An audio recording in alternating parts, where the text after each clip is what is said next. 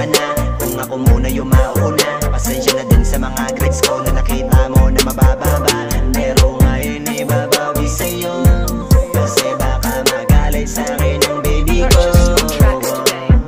Di ko na yata kaya to, gusto nang ubabin sa'yo. Tanga malapit ko para ang magagamit ko yata sa'yo. Pwede ba napansinin mo na araw-araw na ako nagpapahanga?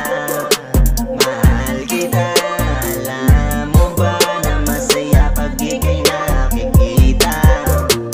Walang masama kung same gender, ang masama love mo sa sander. Huwag ka dyan magpapaloko dahil alam kong love niya ibang teacher. Di mo na kailangan pa na maghanapan ng iba. Nandito na estudyante mo pa, kaya san ka pa pupunta? Alam mo bang naiilang ako sa iyo, at saka gusto ko nang hawakan yung kamay mo.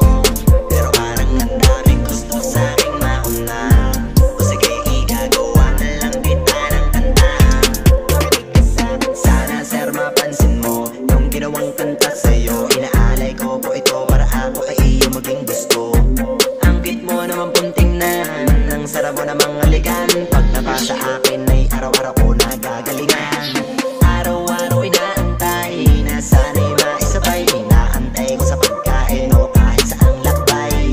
Handa pa naman na gawin na lahat, basta wag mo sabihin at ipagkalatan na darama ko sa iyong pagtingin ay ayoko malaman ito na lahat. Basta ba wag kang mag-aalala, nandito lang ako, aalalayan na kita. Mahal kita kaya sasamahan kita, kahit saan ka magpunta aalagaan pa kita. Sir jackpot ka na po sa'kin, dahil magaling ako mag-alaga. Kaya dapat sagutin mo na ako, wag ka na doon sa mga mas bata. Gusto na kitang tanongin kung mahal mo ba ako. Halika na sige, sagutin mo yung itatanong sa'yo. Mahal mo ba ako, Sarian? Mahal kasi kita ng lubusan. Alam mo bang naiilang ako sa iyo, at saka gusto ko nang hawakan yung kamay mo.